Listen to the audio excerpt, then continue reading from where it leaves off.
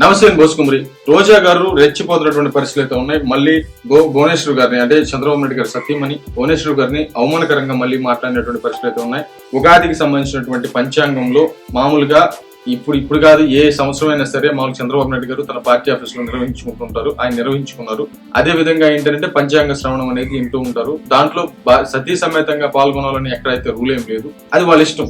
మామూలుగా గుళ్ళకి పూజలు నిర్వహించేటప్పుడు, కొన్ని యాగాలు నిర్వహించేటప్పుడు సతీ సమేతంగా చేయాలని రూల్ ఉంటుంది. ఇప్పుడు మామూలుగా రామాయణంలో అశ్వమేధ యాగం చేయాలి అని అంటే సతీ సమేతంగా చేయాలి, ఖచ్చితంగా చేయాలి అని అట్లా కొన్ని ఉంటాయి. హిందూ విధానంలో కొన్ని ఉంటాయి, కొన్ని సింగిల్ గా చేసుకోవచ్చు.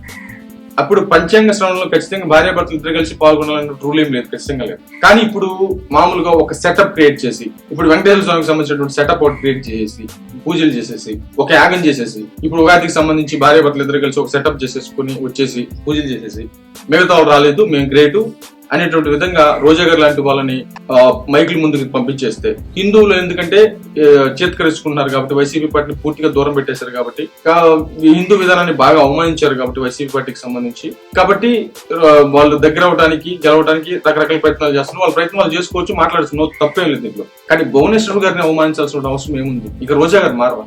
ఏదో అంటే పంచాంగ శ్రమంలో పాల్గొనకుండా పాలు పిండుకుంటున్నావా అనేటువంటి విధంగా మాట్లాడు. మరి ఇప్పుడు తెలుగుదేశం కానీ లేకపోతే టీడీపీకి సంబంధించి అంటే జనసేనకి సంబంధించిన మహిళలు అడుగుతున్నారు, మరి నువ్వు ఉగాది పార్టీ ఫంక్షన్ కి సంబంధించి ఇంట్లో చేసుకుంటే మరి నీ భర్త ఏడి అనేటువంటి విధంగా మాట్లాడుతున్నారు, ఇంకా భయంకరంగా మాట్లాడుతున్నారు. మరి రోజా గారు అయితే మాత్రం సతీ సమేతంగా చేయరంట, మిగతా వాళ్ళు మాత్రం చేయాలంట. మా జగనన్న మా భారతి గారు చేశారు, మిగతా వాళ్ళు ఎందుకు చేయలేదు, ఎందుకు దగ్గర అయ్యేటువంటి ప్రయత్నం. దానికోసం ఇంత నీచంగా మళ్ళీ భువనేశ్వర్ గారు ఇంత హెరిటేజ్ లో పాలను పిండుకుంటున్నారా అనేటువంటి విధంగా అవమానకరంగా మనం మాట్లాడటం ఇది కరెక్టా?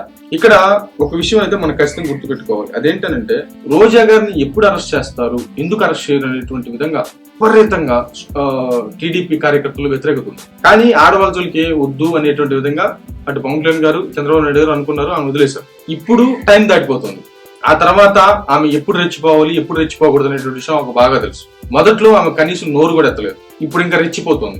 ఇప్పుడు ఇంకొంతకాలంగా గడిచి ఒకవేళ ఏదన్నా రెచ్చిపోతుందని అరెస్ట్ చేశారనుకోండి, అప్పుడు హీరో ఎవరవుతారు తెలుసా? రోజా గారే హీరో అవుతారు. ఆమె సింపతి వస్తుంది. అప్పుడు మీరు ఏదైనా చేస్తే మొదట్లో చేయాలి, కానీ ఆ తర్వాత ఏదైనా అరెస్టులు అప్పుడు వెళ్ళినా కూడా అదే పిచ్చి పని అంటే ఇదే పిచ్చి పనులు. ఇప్పుడు నేను ఈ పిచ్చి పనులు అని చెప్పేసి ఇప్పుడు 100 సార్లు ప్రస్తావించాను. ఓడ్చుకుంటే చివరిదాకా ఓడ్చుకోండి, ఆమె జోలికి వెళ్ళొద్దు. ఇప్పుడు ఆమె తిట్టించుకోవాలి. ఇంకా ఎందుకంటే మీరు సైలెంట్ గా ఉన్నారు కాబట్టి, పాలు పిండుకుంటుందా లేకపోతే ఇంకా అవమానకరంగా మాట్లాడుతుంది, భయంకరంగా మాట్లాడుతుంది, తిట్టించుకోండి. ఎందుకంటే మీరు ఆమె కంట్రోల్ చేయలేకపోయారు. ఇప్పుడు చేస్తే ఆమె హీరో కూర్చుంటది. బట్ అది మీ విజ్ఞత. బట్ ఏంటంటే ఆడవాళ్ళు అంటే కొంత సౌమ్యంగా ఉంటారు, ఆ సెక్షన్ వేరు. కానీ రోజా గారు ఏంటంటే ఆమెకి విపరీతమైన వ్యతిరేకత ఉంది. ఆమె అవమానకరంగా మాట్లాడుతారు. బట్ అది ఎందుకంటే ఇప్పుడు ఇంట్లో వాళ్ళని కూడా మళ్ళీ తీసి మాట్లాడుతున్నటువంటి పరిస్థితి ఉన్నాయి ఆమెకు సంబంధించి. మరి కంట్రోల్ చేయడంలో, రోజా గారిని కంట్రోల్ చేయడంలో మాత్రం కూటమి పూర్తిగా ఫెయిల్ అయిందని మాత్రం ఖచ్చితంగా వాస్తవం. ఈ విషయంలో జన సైనికులు అదేవిధంగా టీడీపీకి సంబంధించిన కార్యకర్తలు రగిలిపోతున్నారు అనేది మాత్రం ఖచ్చితంగా వాస్తవం. ఇప్పుడు మళ్ళీ రోజా గారి జోలికి కానీ వెళ్తే ఆమె హీరో కూర్చుంటది. ఒకసారి మహా అయితే అరెస్ట్ చేసి ఒక 14 రోజులు రిమాండ్కి పంపిస్తారు. ఆ తర్వాత వచ్చి ఇంకా రెచ్చిపోతుంది ఆమె. ఇది మాత్రం క్లియర్ గా తెలిసినటువంటి విషయమే. బట్ ఎవరి ఇష్టం వాళ్ళది. బట్ ఇటైతే మాత్రం జన సైనికులు అదేవిధంగా టీడీపీకి సంబంధించిన కార్యకర్తలు అయితే మాత్రం కూటమి మీద రగిలిపోతున్నారు రోజా గారి విషయం. మరేమైతే చూద్దాం, మీ అభిప్రాయం తెలియజేయండి.